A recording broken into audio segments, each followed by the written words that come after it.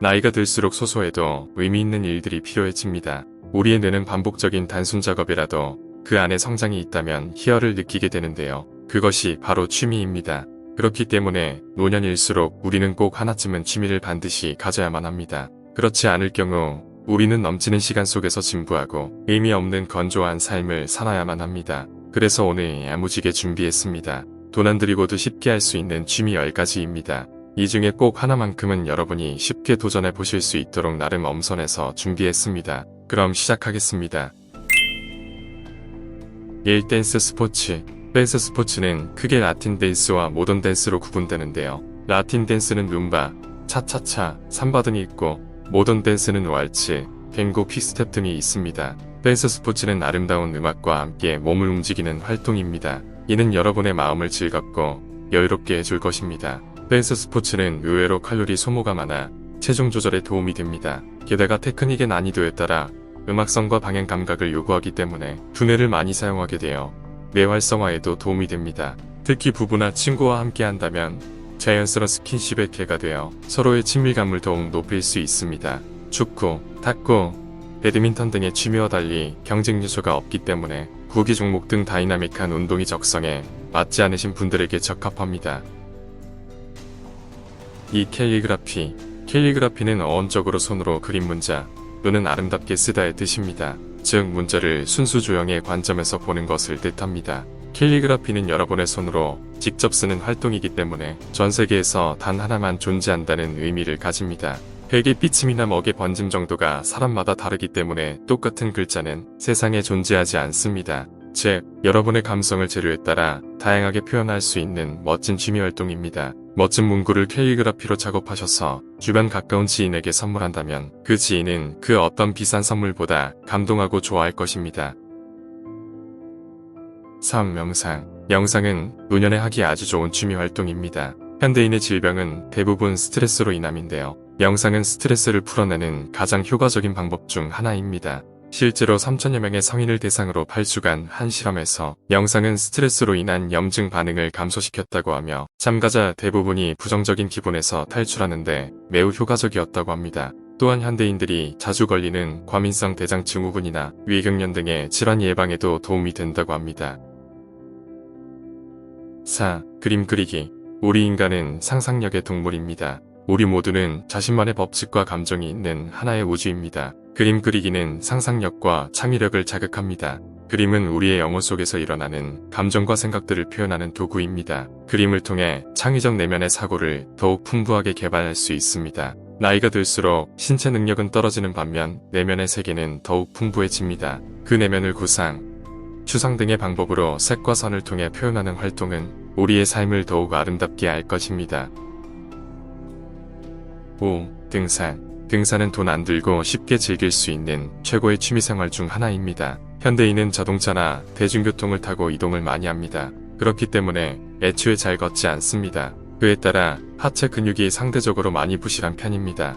등산을 하면 허벅지와 종아리 등의 근육을 적극 사용하게 됩니다. 또한 유산소 운동이 되기 때문에 심폐기능이 향상되고 신진대사가 촉진됩니다. 혼자 등산하는 것도 좋지만 지인과 함께 하는 것도 좋습니다. 우리나라는 사계절이 아름답습니다. 산은 그 사계절의 아름다움을 그대로 담고 있는 캔버스와 같습니다. 봄에는 봄꽃이 만개하고 여름에는 푸른 잎들이 가득합니다. 가을에는 노랗고 붉은 단풍들이 펼쳐지고 겨울에는 아름다운 눈으로 덮입니다. 부부나 지인들과 함께 등산을 하면 서로의 관계도 더욱 돈독해지고 각종 스트레스 해소의 효과도 누릴 수 있습니다. 6. 수영. 수영은 노년에 안전하게 즐길 수 있는 취미입니다. 수영은 여러가지 장점이 많이 있는데요. 우선 소모 칼로리가 많기 때문에 체중 조절이 됩니다. 모든 운동들 중에 시간 대비 칼로리 소모량이 제일 많은 운동이 수영입니다. 또한 이에 따라 몸매 라인이 잡히기 때문에 자신감이 올라갑니다. 유산소 운동이기 때문에 심폐기능 및 순환기 계통의 건강도 강화됩니다. 특히 나이가 들수록 관절이 약해지기 때문에 거친 운동을 하다가 넘어지게 되면 부상의 위험이 있습니다. 하지만 수영은 물에서 하는 운동이기 때문에 타박상, 골절 등의 위험에서 벗어날 수 있습니다. 수영을 즐기는 방법에는 크게 두 가지가 있습니다. 하나는 4가지 영법을 배우는 것입니다. 제의형, 평영, 접형, 배영 등의 영법을 배워서 골고루 헤엄치며 즐기는 것입니다.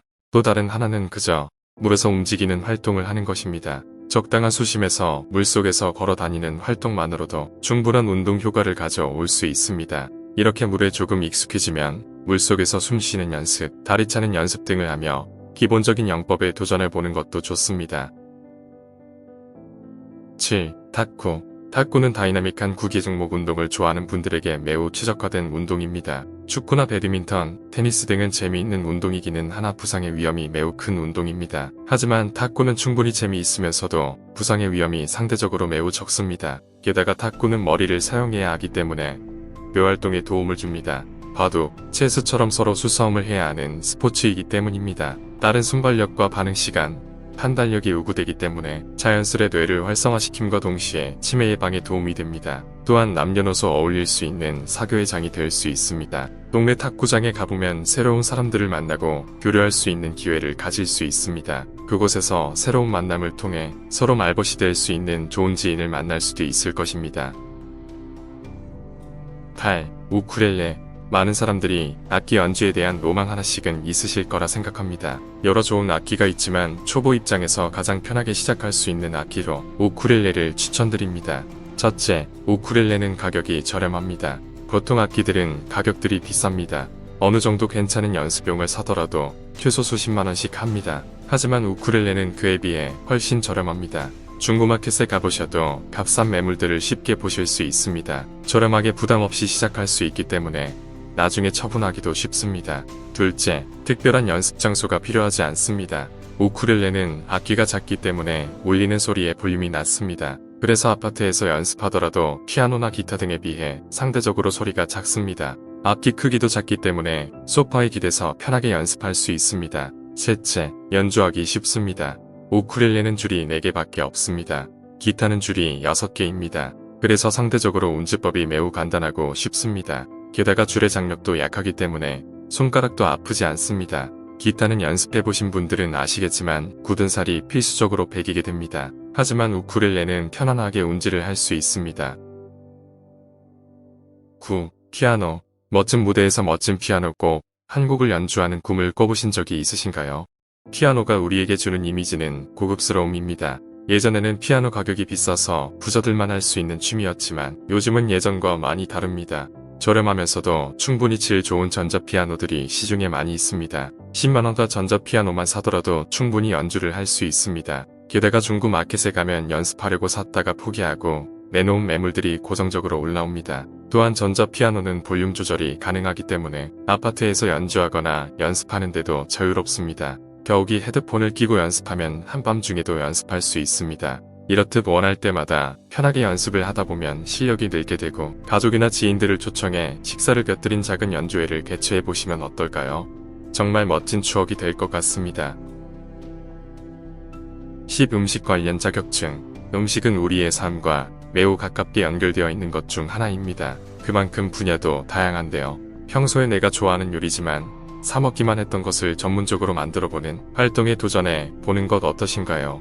예를 들면 바리스타 자격증 도전입니다. 저는 평소에 커피를 좋아해서 자주 마시는데요. 바쁘지만 않다면 바리스타 자격증에 꼭 도전하고 싶은 생각이 있습니다. 카페를 차리려는 것이 아니라 자격증에 도전하는 과정 속에서 커피에 대해 더욱 자세히 전문적으로 배울 수 있기 때문입니다. 다양한 원두의 종류, 원두를 갈 때 굵기에 따른 커피 맛의 차이, 로스팅 방법 등등 하나하나 자세히 배우고 싶습니다. 또한 소믈리에 자격증도 있습니다. 와인을 좋아하는 분이시라면 다양한 와인의 종류와 보관법, 즐기는 법 등을 공부해 보시는 것도 참 좋을 것 같습니다. 지인들을 초대해서 와인 파티를 할 수도 있고 커피 시음회 같은 작은 이벤트를 열어보시는 것 어떠신가요? 오늘은 돈 안 들이고 할 수 있는 시니어의 취미 10가지를 소개해드렸습니다. 나이가 들수록 취미는 선택이 아니라 필수라고 합니다. 오늘 말씀드린 내용이 여러분의 취미 선택에 작은 도움이 되었으면 하는 바람입니다. 구독을 하시면 앞으로 올라올 영상들을 놓치지 않고 시청하실 수 있습니다. 감사합니다.